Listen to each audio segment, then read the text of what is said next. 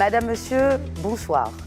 L'accord d'association scellé le 26 octobre dernier entre le Maroc et le Royaume-Uni est le sujet de notre émission ce soir. Et je commencerai avec une citation qui me semble pertinente au vu du contexte actuel. Je cite: « Le pessimiste voit la difficulté dans toutes les occasions, l'optimiste voit l'occasion dans toutes les difficultés. » Fin de citation.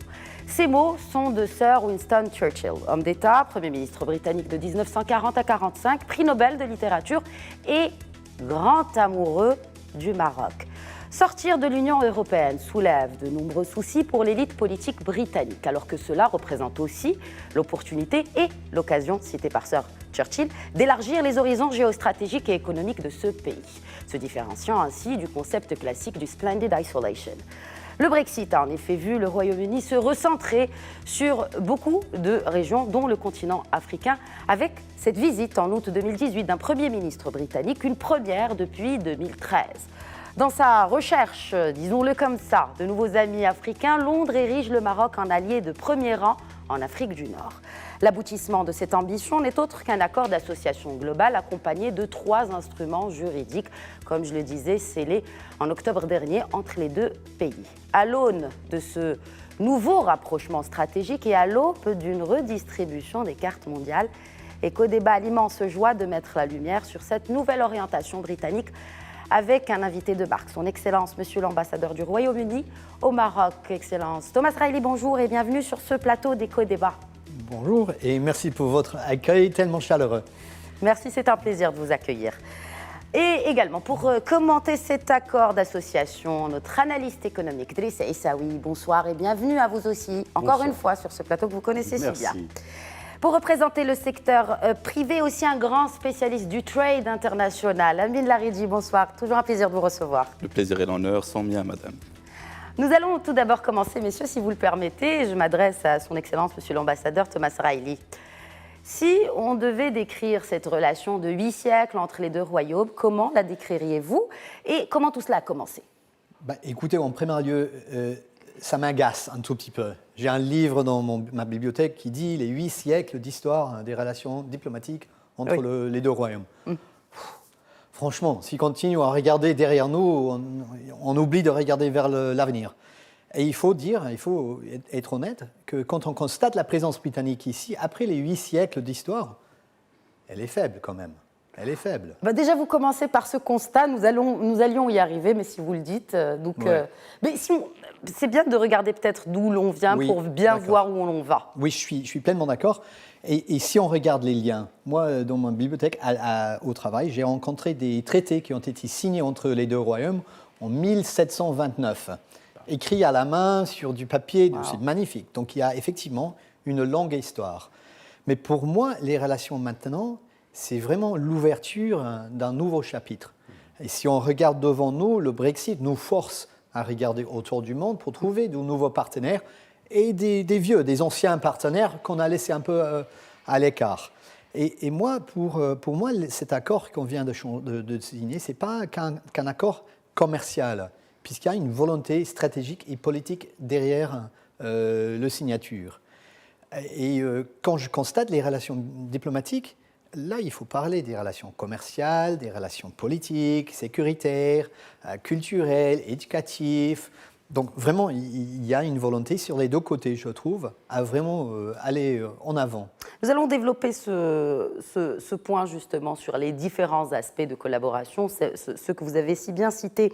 Mais est-ce que cette nouvelle stratégie justement du Royaume-Uni, de manière plus générale, vu que vous représentez aujourd'hui, n'est-ce pas, ce pays, cette nouvelle stratégie sera-t-elle à la fois plus globale et même un peu plus isolationniste, disons-le? Oui. Il y a beaucoup de monde qui croit que le Brexit s'agit d'une question d'isolationnisme. Et moi, je dirais plutôt que c'est une question... Le Royaume-Uni n'a jamais été un pays isolationniste. Il faut regarder, je vais plonger dedans, on avait un empire qui était de l'Australie, de l'Inde, donc c'était dans tous les continents du monde, en Afrique, en Amérique, en Asie, en Australasie. Donc dire qu'on retourne sur un isolationnisme, ce n'est pas correct. Il se peut que pendant la période de notre membership de l'Union européenne, on est devenu un peu paresseux. et on est resté trop sur la relation, l'axe avec les relations avec l'Union européenne. Justement, et moins global et moins international. Voilà. Donc si le Brexit va être une bonne chose pour le Royaume-Uni, il faut que ça ébranle un peu l'arbre et que nous sortions de cette volonté de paresseuse et que nous ayons chercher des nouveaux partenaires, des nouveaux endroits où on peut investir, à trouver un nouveau chemin vers le futur, et dans le Maroc et dans l'Afrique. Quel est l'impact, justement, selon vous, de ce Brexit en tenant compte des 400 accords tacites, en fait, signés à travers l'Union européenne avec les différents partenaires, notamment commerciaux et dans d'autres secteurs? Il y a déjà une question de capacité. Donc, pour répliquer les 400 accords, si on mettait une année pour chaque accord, on aura pour 400 ans. Donc, il y a une question de capacité, une question de prioritisation. Donc, c'est dans ce domaine, c'est dans ce point de vue qu'il faut mettre l'accord qu'on vient de signer avec le Maroc. On n'en a signé que 2 en Afrique du Nord, on n'en a signé que 3 ou 4 avec le Moyen-Orient en total. Donc, la Tunisie, ça nous a précédé par 3 semaines. J'étais vraiment embêté puisque je voulais que l'accord avec le Maroc soit la première. Mais on doit prioriser. Donc pour moi, cet accord est très important puisque ça souligne l'importance des relations entre les 2 pays, des relations stratégiques, politiques et commerciales. Je voudrais faire réagir Amine Laridi sur cette question des relations et sur. Je sais que vous tenez souvent, sur ce plateau d'ailleurs, à rappeler l'histoire. Si vous deviez donner votre avis justement sur ces relations maroco-britanniques, en un mot peut-être, ou peut-être en une phrase, si vous deviez décrire ces relations, comment le feriez-vous ? Écoutez, c'est une lourde tâche, d'autant plus qu'il y a énormément de richesse dans ces relations. Et comme l'a souligné si bien son Excellence, c'est des relations qui datent de 800 ans, d'accord, et jusqu'à aujourd'hui. Rappelons que juste cette année, Sa Majesté le roi Mohammed VI, il a reçu le duc et la duchesse de Saxe. Absolument. Qui sont aussi, c'est le prince Harry et la princesse Meghan. En septembre également, c'était le prince Richard qui était au Royaume du Maroc. Et rappelons que juste en 2018, il y a eu le début du dialogue stratégique entre les 2 pays. Donc c'est des relations qui n'ont cessé d'être riches. Et on voit justement les photos. En ce moment, c'est des relations qui n'ont cessé en fait d'être riches et respectueuses, mutuellement respectueuses entre les 2 pays. Si on veut voyager un peu dans le temps, c'est le XIIIe siècle, d'accord, où on a en fait justement le début de ces relations, notamment à travers une certaine ambassade qui était envoyée par le roi Henri auprès en fait du souverain marocain à l'époque. Mais ce que je tiens à rappeler pour faire le voyage du passé vers le futur, c'est qu'au XVIe siècle, on avait déjà en fait une société britannique qui était dédiée aux échanges avec la région de l'Afrique du Nord, et essentiellement avec le Royaume du Maroc. Et qu'est-ce qu'il a changé, cette société dont le nom allait émigrer et devenir en fait la société du Maroc, of Morocco, the Company of Morocco. En fait, qu'est-ce qu'elle traitait? Elle traitait du sucre marocain, qui était un produit raffiné, qui était un produit à forte valeur ajoutée, je tiens à mentionner cela à l'époque, absolument, et qui exportait aussi des produits textiles. Donc c'était un échange qui était mutuellement créateur de valeur, qui était mutuellement créateur d'emplois entre les 2 royaumes, et dans le respect. Et c'est cet état d'esprit-là qui a toujours caractérisé justement les échanges avec l'United Kingdom et le Royaume du Maroc. Et cet état d'esprit-là aussi qu'on a envie d'avoir et de garder dans le futur. État d'esprit de garder en regardant le futur. Driss Aissaoui, quel impact justement? On a parlé de l'impact avec monsieur l'ambassadeur, de l'impact du Brexit sur le UK, sur le Royaume-Uni. Qu'en pensez-vous par rapport au Maroc? En fait, pour le Maroc, je vais vous dire une chose. La Grande-Bretagne et le Maroc, il y a une spécificité de ce relationnel que l'on peut lire à travers le fait qu'il n'y a pas un passif colonial entre le Maroc et la Grande-Bretagne. Et ça, c'est extrêmement important. D'ailleurs, si Laridi vient de le rappeler, il y avait un travail en bonne intelligence entre la Grande-Bretagne à l'époque, qui était une puissance impériale, qui avait des colonies un peu partout, mais avec le Maroc, vous savez, le Maroc est resté un pays indépendant qui n'a jamais cédé aux attaques extérieures jusqu'en 1860, avec la guerre contre l'Espagne et la perte de Tétouan. Donc, à partir de là, il faut lire ces relations, je suis d'accord avec monsieur l'ambassadeur, dans une perspective d'avenir, mais à condition d'aller vers le passé et de chercher ce qu'il y a de fécond, de solide, pour pouvoir construire cette relation, aussi bien sur le plan commercial, sur le plan culturel, sur le plan même sécuritaire, parce qu'il y a des choses sur lesquelles le Maroc et la Grande-Bretagne travaillent parce que c'est dans leur intérêt. Maintenant, l'impact, même avec l'adhésion disons, le fait que la Grande-Bretagne faisait partie de l'Union européenne, ça n'a jamais posé un problème parce que la Grande-Bretagne et le Maroc ont gardé des relations bilatérales en termes de coopération très vivantes. C'est-à-dire qu'un certain nombre d'accords qui étaient déjà signés, on continue, ils n'ont jamais été abrogés. Et que finalement, les IDE, les investissements directs, ont continué à venir. Il est vrai, moi, je cautionne ce que vous avez dit, ce n'est pas assez. Ce n'est pas assez, eu égard à quoi? Eu égard au potentiel qu'il y a ici, eu égard au fait que le Maroc, aujourd'hui, a une position géostratégique qui intéresse la Grande-Bretagne. Nous sommes à l'entrée de l'Afrique, un pont avec le Moyen-Orient, nous sommes une économie stable, un pays politiquement stable, et nous sommes surtout un pays qui a une vision pour l'Afrique. La Grande-Bretagne est intéressée par cela. Il y a des choses à faire en bonne intelligence et non pas en tant que concurrent sur le continent africain, sachant que tout le monde s'affaire aujourd'hui à se tailler une part du gâteau la plus importante. On pourra travailler ensemble dans le respect des pays africains. Voilà. Ça, c'est important. Justement, le Maroc ne faisant pas partie des 19 pays africains qui font partie, encore une fois, du Commonwealth.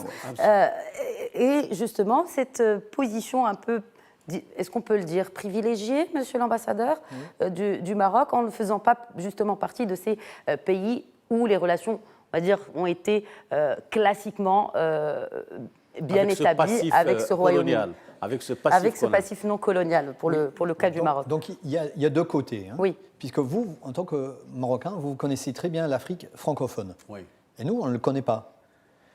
Nous, d'ailleurs, on connaît très bien l'Afrique anglophone. Chose que peut-être vous connaissez mieux, moins bien. Oui. Donc là, pour moi, il y a un partenariat à faire en Afrique. Hein. Vous savez que le Royaume-Uni a des ambitions d'être le premier investisseur du G7 d'ici 2022 en Afrique. Donc là, un partenariat à travers le Maroc avec le Royaume-Uni en Afrique, il y a un bénéfice mutuel. Mais vous avez d'autres choses. Votre énergie renouvelable, le fait que vous êtes en train de voir comment exporter votre know-how, votre technologie aux pays africains. C'est très intéressant, puisque ça aide le développement des pays africains. L'agriculture. L'agriculture, j'allais dire. Sécurité alimentaire, absolument. Voilà, donc il y a beaucoup de choses sur lesquelles il faudra travailler. Il y avait un article dans le Économiste, il y a à peu près 3 mois, qui disait la nouvelle ruée pour l'Afrique et pourquoi cette fois-ci les Africains vont le gagner. Et c'est ça, hein, c'est un partenariat. Et je souligne ce point qui est très important, ce n'est pas le grand et le petit frère. Si c'est le grand et le petit frère, ce n'est pas un partenariat. Il faut que ça soit une relation des égales. Et si ce n'est pas les égales, ça ne marche pas. Ça marche pas. Donc il faut que notre relation stratégique, soit un partenariat qui vise des bénéfices mutuels pour le Royaume-Uni et pour le Maroc, mais aussi pour les pays africains. Et ce n'est pas une question d'en tirer l'avantage à votre désavantage, mais c'est que tout le monde va en bénéficier de cette partenariat. Et pas seulement une source de matières premières. D'ailleurs, il y a le African Investment Summit qui sera organisé en janvier prochain. Détrompez-moi si je me trompe, monsieur l'ambassadeur. Je voudrais juste revenir justement sur cette approche du Royaume-Uni en Afrique. Alors, on le remarque, les discours en géopolitique, quand on parle de l'Afrique, il y a certainement cette dualité qui ressort tout le temps entre la Chine et les États-Unis, qui reste un peu historique et aujourd'hui qui est d'actualité. Mais on le remarque, il y a 2 acteurs majeurs qui se repositionnent sur ce continent. Il est évident que je parle ici de Moscou, et notamment à travers la présence qui s'est essoufflée, disons-le, vers les années 90 de la Russie et sa présence en Afrique, et également le Royaume-Uni, à travers, bien sûr, sa présence historique également. L'ami Laridi, comment ces 2 présences, ou en tout cas, on va dire, comment ces 2 approches, notamment russe et britannique, sont-elles différentes quant à l'Afrique ? Bien, alors je ne vais pas donner une réponse uniquement diplomatique, mais je vais essayer de donner une réponse qui est stratégique, avec un regard sur le futur. Parlons déjà en fait des échanges pour avoir un point de départ. Parlons déjà des échanges qu'on a entre Royaume du Maroc et Royaume-Uni, qui s'élèvent à la hauteur de 2,5 milliards de pounds, c'est-à-dire l'équivalent de 30,90, toutes choses étant égales par ailleurs, de dirhams. D'accord.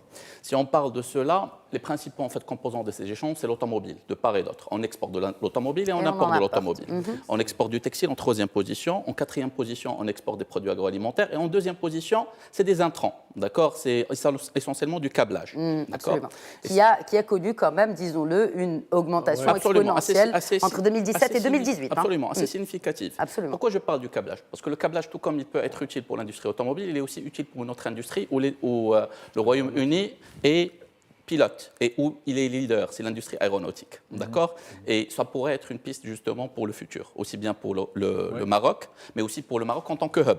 Voilà. Donc parce qu'aujourd'hui, quand on parle du continent africain, on parle aussi en fait il faut créer en fait pour que le Maroc justement joue d'une manière efficace ce rôle de hub, il faut qu'il y ait aussi une contingence, c'est-à-dire un besoin national, mais aussi un besoin en fait qui est transnational par rapport au continent africain. Le marché marocain absolument n'est pas assez suffisant. Et c'est la transformation d'une faiblesse en fait en interne en une force, parce que justement notre force aujourd'hui, c'est cet accès à ce marché, comme vous l'avez si bien dit, qu'on connaît de près grâce à nos banques et grâce à nos activités qui sont quotidiennes. Maintenant, vous avez en fait donné les éléments, la clé de voûte pour la réponse Excellence tout à l'heure. On est dans le respect mutuel, on est dans la création de valeur pour tout le monde. Les siècles en fait de la colonisation sont over, sont derrière, d'accord, et ça ne va plus jamais revenir. Aujourd'hui, les peuples d'Afrique et le gouvernement africain, ce qu'ils cherchent à faire, c'est de créer de la valeur locale, aussi bien sous forme d'emploi, et non pas uniquement des emplois de masse stratégiques, mais des emplois aussi à forte valeur ajoutée, et la création en fait de valeur ajoutée aussi sous forme d'entreprise. Donc à chaque fois qu'on est en train de travailler la main dans la main avec les pays africains, ils sont en fait ils s'ouvrent et ils sont dans la volonté de travailler avec nous. Les discours, en fait, tout le monde peut en donner. C'est une manière aussi de répondre par rapport à votre question. Je pense que les premiers à se positionner par rapport au continent africain, parce que les discours aujourd'hui sont les mêmes. Tout le monde a compris que l'Afrique, elle a besoin de respect. Elle a besoin qu'on crée de la valeur contingente. Elle a besoin d'industrie. Mais l'approche reste différente, même de manière diplomatique, c'est-à-dire l'approche américaine. D'accord, on apporte les aides, admettons, en tout cas, les nouveaux qui se positionnent en Afrique, de moins en moins d'aide, mais en tout cas, on impose, on va dire, entre guillemets, des changements stratégiques, et notamment en ce qui concerne la démocratie et d'autres termes. Est-ce que cela est le cas également, par exemple, pour d'autres approches, notamment russes ou encore britanniques? C'était cela ma question. Écoutez, on a suivi, je pense, avec beaucoup d'intérêt récemment en fait, le sommet qui se tenait à Sochi, d'accord, qui est le sommet en fait, Afrique-Russie, et où justement, pour la première fois depuis, vous le disiez tout à l'heure, depuis les années 90, il y a eu en fait un retour, il y a une volonté claire et une stratégie claire de la part de la Russie en fait, pour retourner en Afrique. Il y a eu même un speech de 35 minutes qui a été donné sous forme d'interview à un confrère à vous qui est la télévision russe, d'accord, qui est dédié à cette stratégie, surtout par rapport au volet Afrique et le volet en fait Moyen-Orient. Pourquoi je parle de cela? C'est que dans le soft power russe aujourd'hui, on parle pour la première fois de l'élément culture, de respect en fait culturel mutuel, ce qu'on n'avait pas avant, parce que c'était une logique d'export sur des produits bien déterminés. Matière première essentiellement en fait les produits énergétiques, il faut le dire.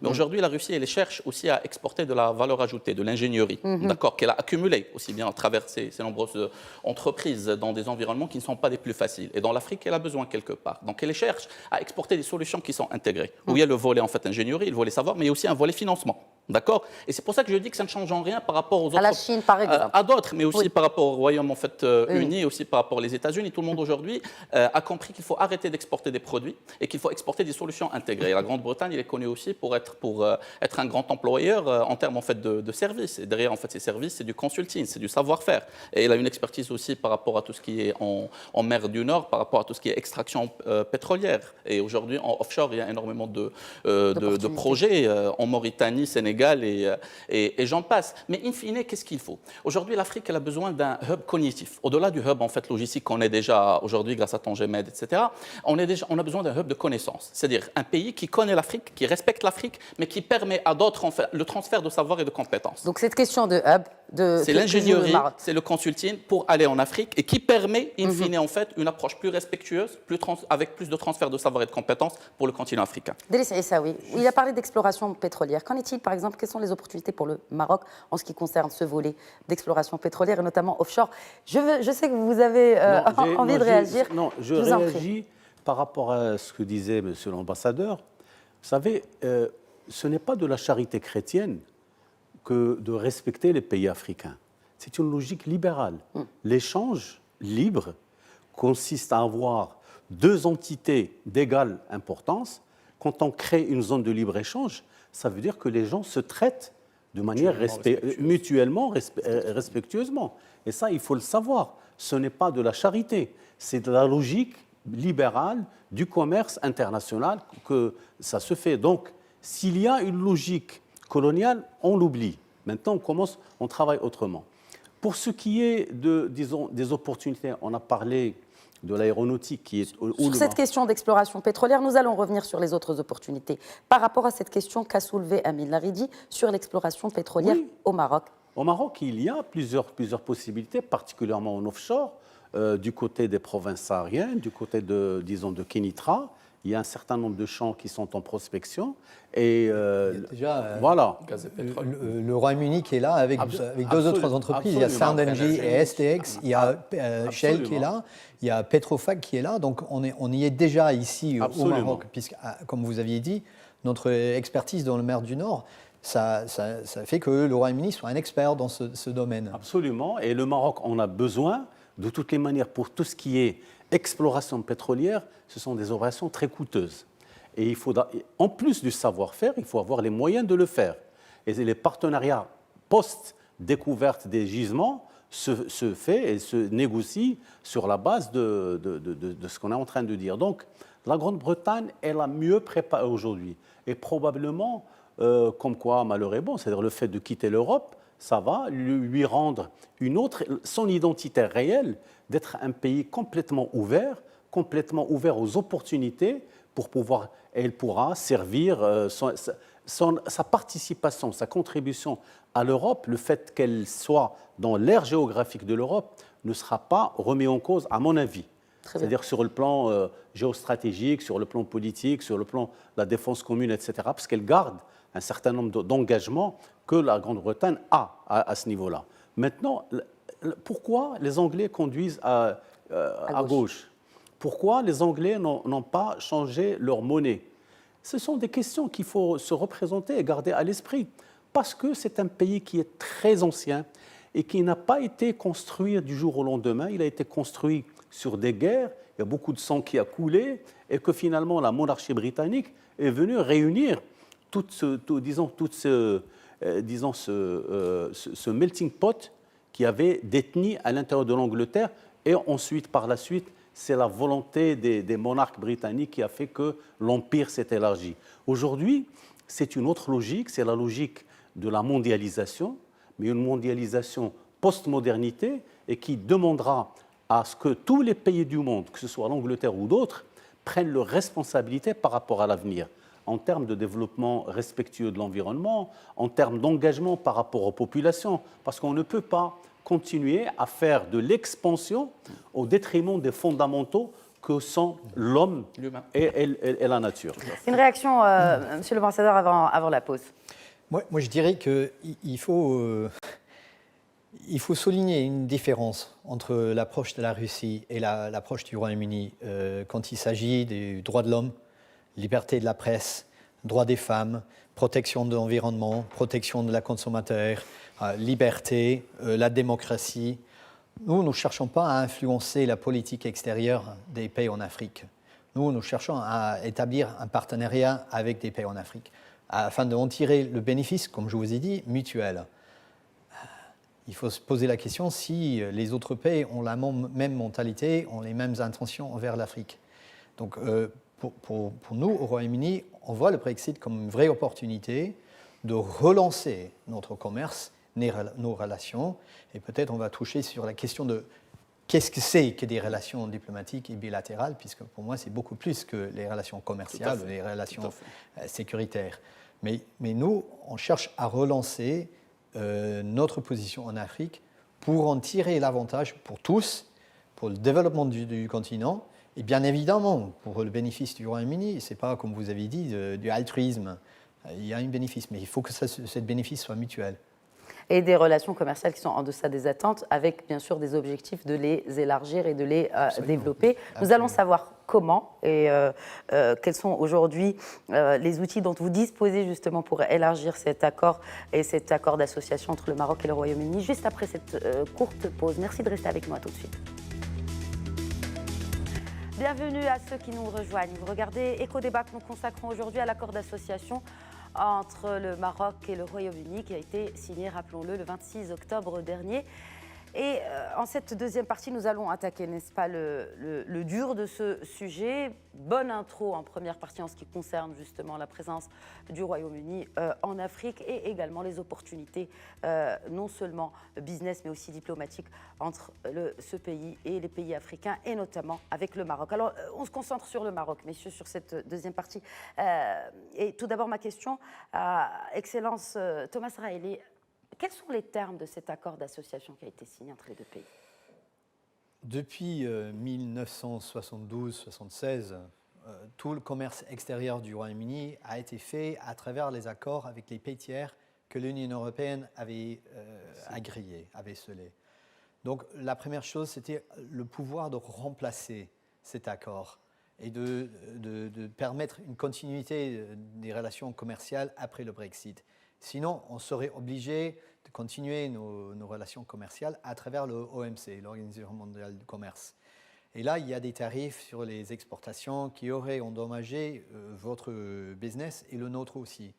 Donc les termes de cet accord, c'est quasiment en remplaçant des termes de l'accord entre le Maroc et l'Union européenne. L'accord de libre-échange. Libre-échange, exactement. Mais il y a des avantages, des changements dans les quotas qui ont été permis pour l'exportation des produits agricoles du Maroc envers le Royaume-Uni et du Royaume-Uni envers le Maroc.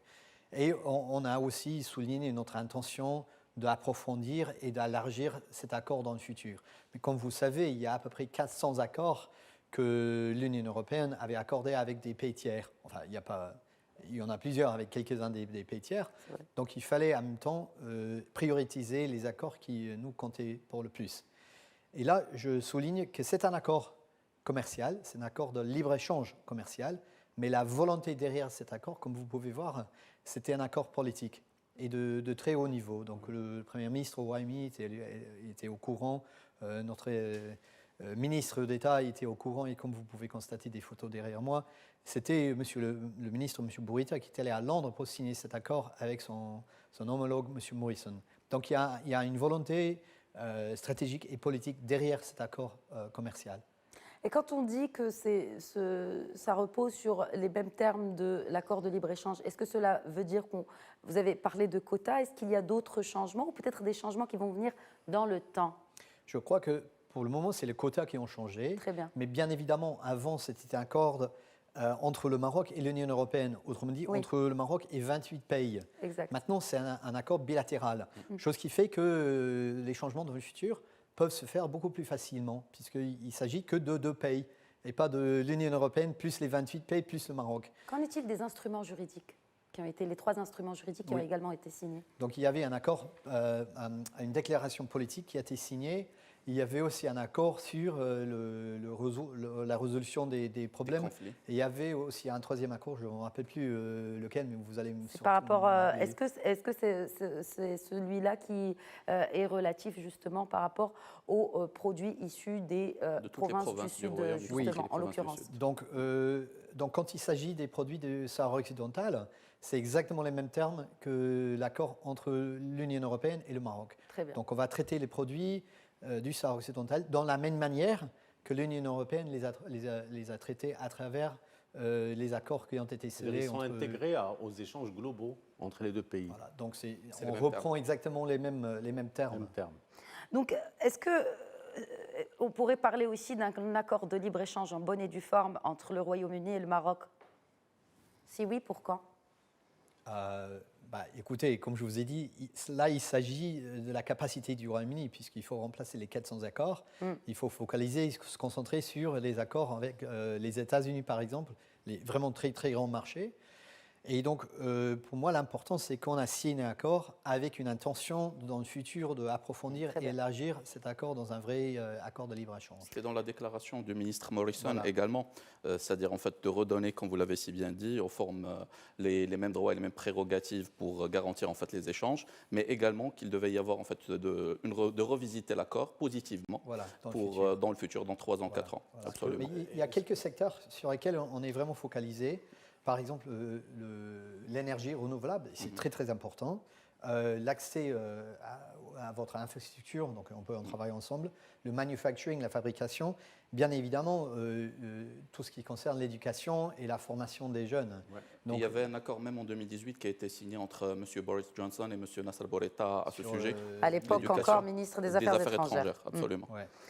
Très bien. Alors, nous allons revenir à ce point très, très intéressant de la formation et de l'aspect culturel, un peu, Ouais. de la présence culturelle britannique au Maroc et vice-versa, justement, d'échanges. Mais avant, je voudrais m'arrêter sur ces relations commerciales. En deçà des attentes, je voudrais juste rappeler les chiffres.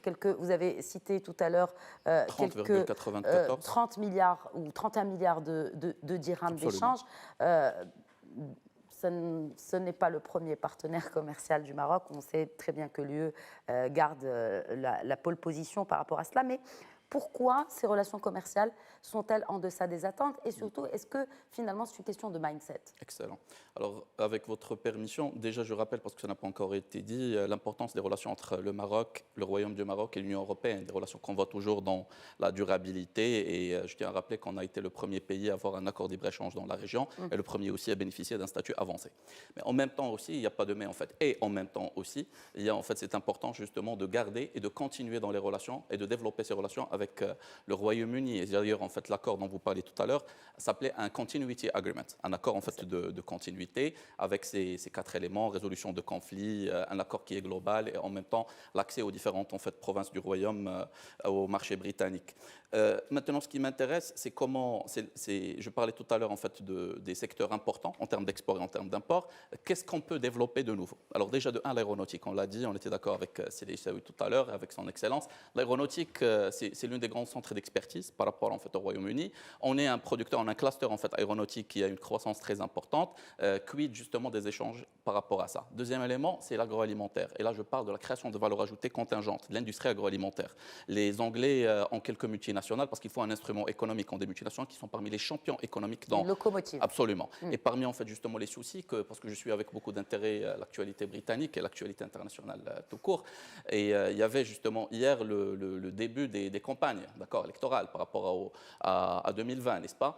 Et automatiquement par rapport à ça, il y avait toujours cette notion de création d'emplois, de création de richesses en fait en Grande-Bretagne, et c'est à juste valeur en fait qui revenait, mais il y avait aussi cette peur justement de la rupture des value chains. Et cet accord de continuité qu'on a garantit la continuité de l'export à partir du Maroc d'un ensemble de vegetables, de produits agroalimentaires. Quelle est la place du Maroc dans cette value chain, cette chaîne de valeur? Justement, elle est encore à développer. On a un ensemble de produits qu'on exporte essentiellement vers le port de Felixstowe, et à partir de Felixstowe, en fait, il y a un dispatch vers le reste en fait, de l'Angleterre, mais il y a énormément à développer. Il y a aussi la possibilité de réfléchir, s'il vous plaît. Si je m'interromps 2 secondes.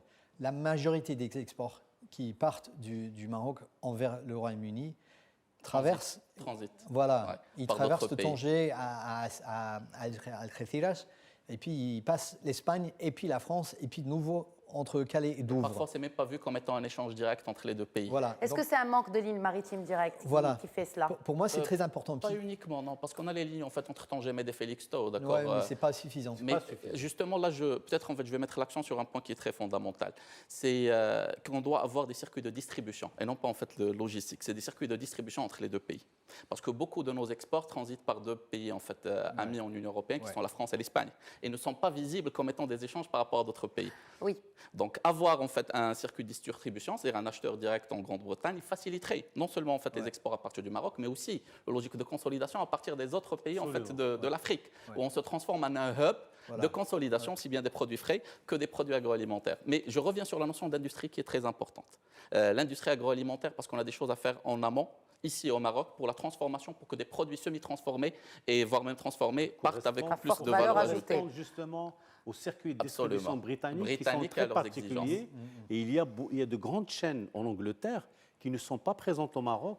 En fait, ils viennent acheter... Mais pourquoi ne sont-elles pas présentes au Maroc? Contrairement... Je peux juste souligner que l'exportation des produits agricoles est déjà très importante pour le commerce britannique. Oui. 25% de nos tomates proviennent du Maroc. Oui. 20% de nos fruits soft fruits fruits rouges viennent du Maroc. Oui. 19% de l'huile des olives, 11% des olives, 60% des sardines sont des sardines, des produits marocains. Donc déjà, il y a un commerce international entre les deux pays. Mais moi, je suis convaincu que, comme vous avez dit, il faudra que les exportations se fassent directement. Absolument. Et vous m'aviez dit qu'il y a un lien entre Tanger Med et Felixstowe. Bravo. mais on a Douvres, on a Tanger, on a Portsmouth, Southampton, Medway, on a tous les ports. Donc un lien, ce n'est pas suffisant. Je suis convaincu aussi qu'un distributeur au Royaume-Uni sera très bénéfique pour le Maroc. Mais rappelez-vous que nous, on est l'invité d'honneur à Siam l'année prochaine. Donc j'espère faire venir des entreprises britanniques qui vont travailler avec vous afin que vous soyez plus productives. Puisque soulignons que 41% de votre population prend l'emploi dans le secteur agricole, qui contribue entre 13 et 15% au PNB. D'où la nécessité de créer de la valeur ajoutée industrielle et qualitative aussi. Et donc faire justement de ce secteur agricole un secteur d'agroalimentaire avec forte valeur ajoutée. Peut-être vous vouliez finir votre idée, Driss Essaoui, par rapport à cela, et aussi par rapport à cette... on a parlé d'exportation de produits marocains. Qu'en est-il de l'importation des produits britanniques? Est-ce que déjà les entreprises britanniques commercent avec leurs consoeurs marocaines? Ou s'il y a des freins, quels sont-ils? Alors, moi, je voudrais juste... On n'en a pas parlé depuis tout à l'heure. C'est CFC, Casa Finance City, qui est une place financière, un hub qui est en construction. Et il l'a fait depuis le départ en étroite collaboration avec la City, ce qui est extrêmement intéressant, bien entendu, avec une coopération très étroite avec Singapour, parce qu'ils ont une grande expertise à ce niveau-là, et qu'avec avec le travail qui va être fait, c'est non seulement le marché de capitaux qui sera intéressé, mais c'est surtout toutes ces joint ventures qui vont pouvoir opérer sur CFC. Elles auront des mécanismes de financement. Des mécanismes de financement, des mécanismes d'accompagnement, et pour le Maroc et pour l'Afrique. Et ça, c'est extraordinaire, parce qu'on n'en parle pas assez, mais il faut s'attendre à ce qu'en 2021-2022, c'est des choses qui vont devenir de manière plus concrète, comme étant des outils de développement du partenariat Maroc-Grande-Bretagne. Alors, il y a quelques semaines, comme vous le savez, il y a une grande banque britannique qui a pris une participation de 5% dans une banque nationale marocaine. C'est une banque qui est détenue par l'État. C'est une banque publique et non privée.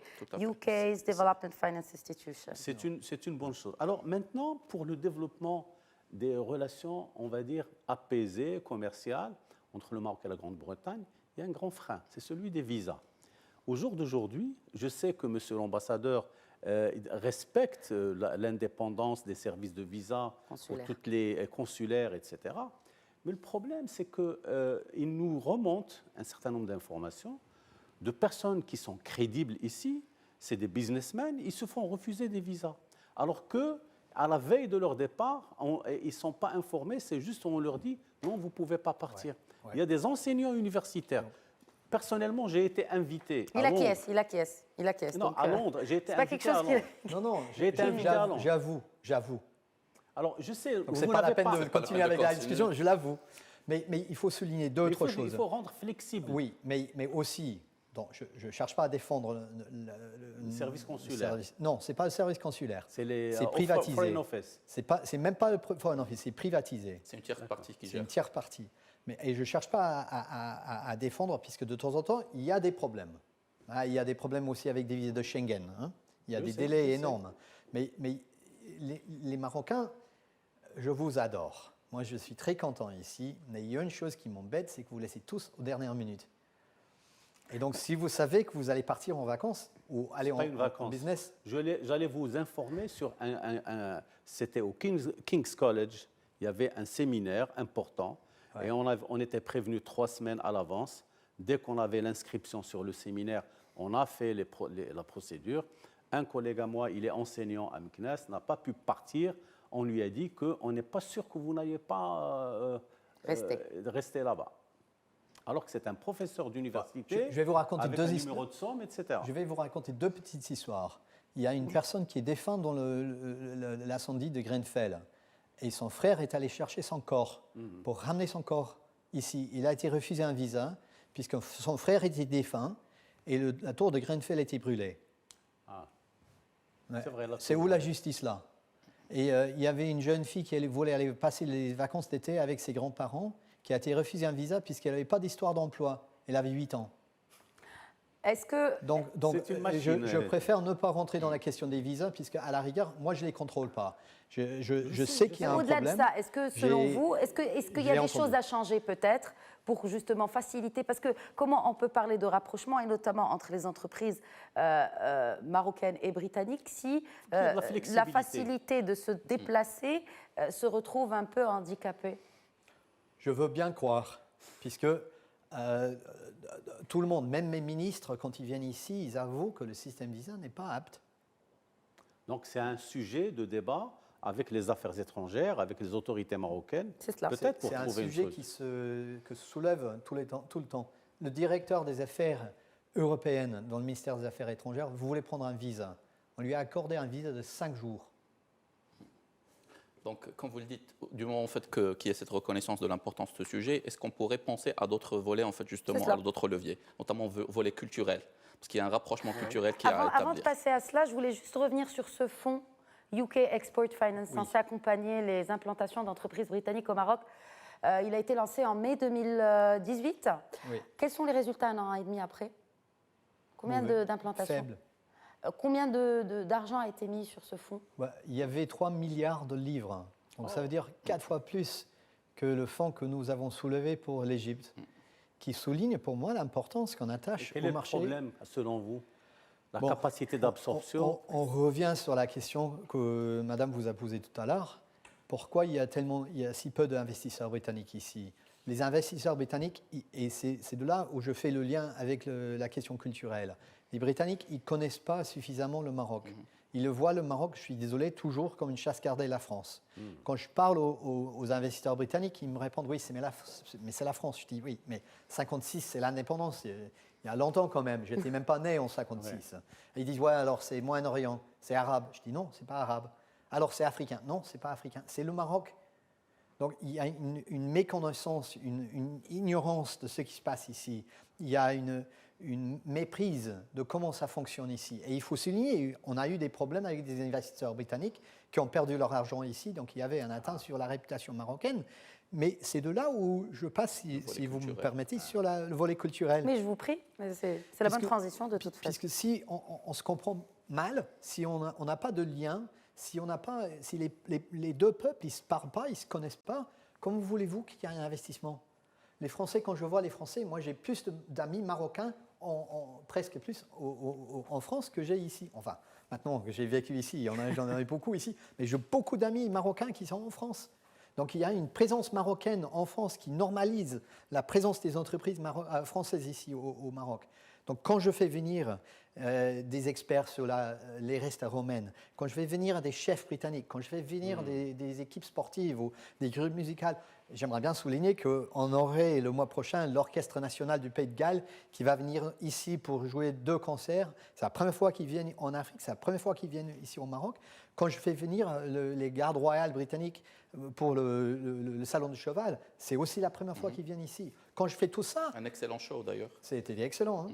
Je ne fais pas ça puisque Est-ce qu'il y a une grande communauté britannique au Maroc aujourd'hui? Non, mais il y a une communauté en train de croître.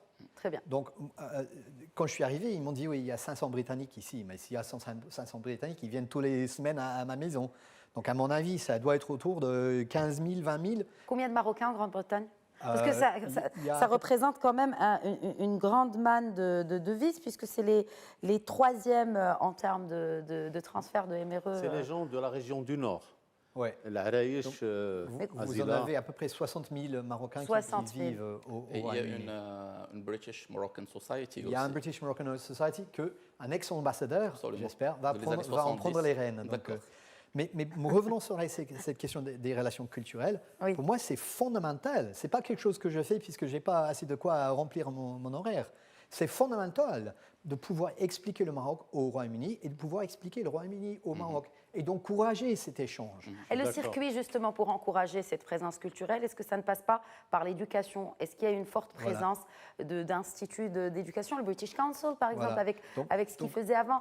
Tout à fait. Est-ce que vous pensez que vous positionnez, le Royaume-Uni se positionne, ou en tout cas est compétitif par rapport aux autres présences étrangères Ok. au Maroc? Si on entre dans le pilier, le volet de l'éducation, Naturellement. là, c'est parmi les rares critiques que j'ai sur le Maroc que l'éducation est faible ici.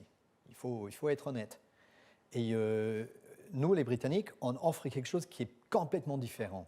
Donc, on a signé un accord l'année passée afin de pouvoir encourager les écoles britanniques à venir, À investir. à investir C'est un investissement ici. finalement aussi. Et on a la première qui va s'ouvrir dans les jours qui viennent. On a 2 ou 3 qui vont ouvrir après Noël, peut-être même jusqu'à 4. Hier, j'ai reçu un email en disant qu'il y a une école qui va s'ouvrir ici à Rabat en 2021-2022. Donc, il y a un gros intérêt à venir ici. Des échanges à niveau universitaire. Il y a beaucoup de choses à se faire entre les deux. Mais il faut que aussi vous vous activiez un peu au Royaume-Uni. Et j'aimerais bien, moi j'ai Si on a les visas, hein. Enfin, c'est pour une question de visa. En pour revenant pas reprendre sur la la question remarque des de visas. Cédric. Mais moi j'ai signé un accord pour que les bronzes du vol obélisque aillent au Royaume-Uni. Ils font faire une exposition au Royaume-Uni. Ils n'ont jamais fait. Dans quel musée? À Cambridge, dans le Fitzwilliam. Donc c'est un musée Prestigieux. très prestigieux. Mais je reviens sur la question de l'éducation. L'État marocain n'est pas aveuglé à cette faiblesse. Vous avez un ministre qui a fait un travail extraordinaire. Il a une énergie, une détermination. Il est dévoué à résoudre ce problème de l'éducation. Mais l'éducation fait le futur. Et si l'éducation n'est pas assez solide et pas assez soutenue, Et c'est parmi les priorités du nouveau modèle exactement. de développement du Maroc. Et c'est pour ça que je dis que le gouvernement n'est pas aveuglé à ce problème. Alors, ils investissent beaucoup, ils font vraiment un effort. Est-ce que le fait, pour trouver la justement, ils solution. investissent aussi par rapport à l'image du Maroc et notamment pour attirer plus de touristes? Alors, en parlant de cet échange culturel, il y a de plus en plus de touristes britanniques qui viennent visiter le Maroc. C'est en évolution constante, à 2 chiffres. Chaque année, il y a de plus en plus d'Anglais. Et en témoignent bien sûr les liaisons aériennes entre les villes marocaines et des villes du Royaume-Uni. Amine Laridi, peut-être une réaction par rapport à ce volet culturel et au volet touristique pour qu'on, bien sûr, Écoutez, passe je tiens à Cédric rappeler, Saoui pour terminer. j'évolue dans un milieu professionnel, nous évoluons tous dans un milieu professionnel où on voit qu'il y a de plus en plus de gens qui parlent l'anglais. Donc il n'y a pas de souci. La barrière de la langue, elle est dépassée. La barrière de la langue, elle est absolument très importante. Parce qu'au-delà de l'aspect culturel, c'est aussi une ouverture, un nouveau type de savoir, un nouvel type de mindset. La langue anglaise, c'est la langue du commerce international. Absolument. Et de la science. Et avec votre permission, je réponds aussi à ce que Lalla Khadija vient de me poser comme question. La brand Made in Morocco, la brand Maroc est une brand qui séduit, d'accord, aussi bien de par nos exports, de par l'attrait des investissements que de par le tourisme aussi également. Et il y a une croissance du chiffre d'affaires à l'export, parce que c'est considéré à l'export en termes des touristes venant en fait du Royaume-Uni, mais il y a aussi, on commence à le sentir, pas mal en fait d'Anglais, de British citizens qui sont retraités et qui s'intéressent à s'installer au Royaume du Maroc. Et ça, c'est très fondamental. D'accord. Et de plus en plus depuis 2016. D'accord. On ne fait pas d'ingérence, on ne va pas trop parler d'autre chose, mais c'est essentiellement, il y a beaucoup de demandes en fait d'immigrés et ça dénote de quoi? Ça dénote de la confiance. D'accord. Déjà au Maroc, comme une terre de stabilité, de sécurité, aussi une terre de tolérance culturelle. Et je bifurque automatiquement vers un clin d'œil qui est très important qu'on se doit de faire. C'est qu'il y a quelques mois justement, à Tifrit, il y avait des manœuvres communes. D'accord. Britannico-américaines. D'accord. Dans le cadre en fait de l'Africa Line. Qui s'adressait justement à combattre en fait l'extrémisme et combattre en fait les groupes terroristes. Et ça dénote aussi du rôle que joue le Royaume en fait dans la région, mais aussi à l'international, pour combattre justement tout ce qui est extrémisme. Je fais aussi un clin d'œil à une industrie à très forte valeur ajoutée, parce qu'on parlait de forte valeur ajoutée tout à l'heure et qui ne figure pas souvent en fait sur les indicateurs. C'est l'industrie militaire qui nous est très importante par rapport à nos autres Marocaines. Il y a eu une forte délégation en fait britannique qui s'était déplacée, qui a rencontré ses homologues marocains pour la constitution d'une joint venture, d'accord, dédiée justement à l'industrie militaire. C'est la CMP, je pense, qui s'était déplacée. Et ça dénote de quoi? Pour travailler ensemble de l'industrie militaire, ça veut dire qu'il y a un degré de confiance qui est aussi établi. Je réponds juste à ce qu'a dit son Excellence tout à l'heure. On a de belles success stories entre le Royaume du Maroc et le Royaume-Uni. On a de très belles success stories. Et la preuve, vous parliez tout à l'heure de Sound Energy parce que vous l'avez nommé. Aujourd'hui, non seulement ils sont en train d'extraire, mais le Royaume du Maroc, il s'est engagé via l'ONE, qui est un organisme public, à acheter. Donc on a envie que les investisseurs étrangers, et non seulement on a envie, on accompagne les investisseurs étrangers pour la réussite justement de leurs investissements ici au Maroc. Un dernier mot de Saoui et puis on clôturera avec son Excellence Thomas Riley. Un signal positif aussi pour cet aspect culturel. Vous savez que la fondation Reuters et Thomson sont en train de monter tout un projet de formation et d'accompagnement des journalistes marocains ici. Et ils ont fait, il y a une délégation qui est venue, ils ont discuté avec le syndicat, avec le conseil de la presse, etc. Et ça, c'est une excellente chose, dans la mesure où même dans la presse, Vous savez qu'un Britannique qui est décédé, c'est Steve O'Brien Hughes, qui avait ouvert le bureau de Reuters au Maroc, était venu en 1945 pour ouvrir un journal en anglais. Il n'a jamais pu l'ouvrir, malheureusement. C'est dommage pour nous. Et c'est quelqu'un qui est resté dans l'imaginaire collectif des Marocains, parce qu'il a laissé un beau livre écrit, c'est Morocco under Hassan II, je pense que vous le connaissez, et c'est quelqu'un d'extraordinaire. Les Anglais, ce sont des gens qui sont capables de se fondre avec la spécificité culturelle marocaine. Très bien. Maintenant, il y a un travail. Moi, je prends au vol très rapidement. Il y a un effort à faire de la part des Marocains en Grande-Bretagne pour faire connaître le Maroc. C'est un travail de fond qu'il faudra faire dans les années à venir. Notre devoir à nous tous. Oui, diplomatique et de mettre en avant cette image multidimensionnelle du Maroc. Un dernier mot, Thomas Raillet, pour clôturer le débat, vu que c'est vous qui l'avez commencé. Merci, c'est très gentil. Je ferme là où on a commencé. On a une vieille histoire en commun. J'aimerais bien qu'on aille un grand futur à venir. Et je pose cette futur sur les relations politiques, éducationnelles, culturelles, commerciales, sécuritaires, défense, militaires. On fait beaucoup de formations, mais pourquoi le Maroc? Puisque vous représentez une pôle de stabilité au nord d'Afrique. Vous représentez un pays qui est en chemin de réforme. Je salue vraiment Sa Majesté et le gouvernement pour tous les efforts qu'ils font. Vous avez un pays qui est remarquable pour sa variété géographique. Vous avez un pays super beau. Moi, j'ai voyagé partout dans le pays. Je suis vraiment épaté par... Vous avez un pays tolérant. Et vous avez un pays qui représente pour nous un partenaire stratégique en Afrique du Nord. Et on va y aller main en main envers l'Afrique. Voilà, Merci. et sur ce mot orienté clairement vers le futur, ce débat touche à sa fin. Merci beaucoup, Excellence Thomas Raillet, d'avoir répondu à l'invitation d'Eco-Débat et d'avoir participé au débat en toute franchise, en toute transparence, comme on vous connaît si bien. Merci Amine Laridji et Idriss Essaoui pour l'ensemble de vos éclairages et aussi de ces remarques très, très pertinentes dans ce débat aujourd'hui que nous avons consacré aux relations bilatérales entre le Maroc et le Royaume-Uni dans le cadre de cette association entre les deux pays post-Brexit. Merci à tous pour votre fidélité. Je vous donne rendez-vous la semaine prochaine pour un nouveau numéro d'Eco-Débat. D'ici là, très bonne semaine à tous.